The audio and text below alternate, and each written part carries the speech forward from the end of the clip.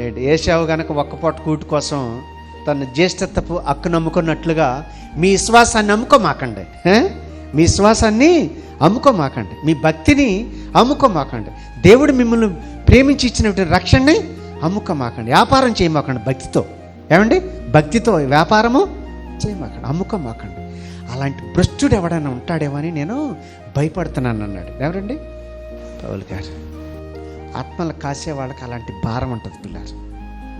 సంఘంలో ఎవరు తప్పిపోతున్నారో, ఎవరు ఆలస్యంగా వస్తున్నారో, ఆలస్యంగా వచ్చి ఎవరు నష్టపోతారో, ఎవరు సంఘారాధనలో పాలు పొందలేకపోతున్నారో, ఎవరు నష్టపోతారో సేవకుడికి ఉండేటువంటి భారం పిల్లారు. కాబట్టి మీలో ఎవరిలోనైనా ఏమండి ఇట్లాంటి వాడు ఏంటి, ఈ జ్యేష్ఠత్వం నమ్ముకునేవాడు, భక్తి జీవితాన్ని నమ్ముకునేవాడు, పెద్దరికాన్ని నమ్ముకునేవాడు మీలో ఎవడన్నా ఉన్నాడేమోనని జాగ్రత్తగా చూసుకోండి.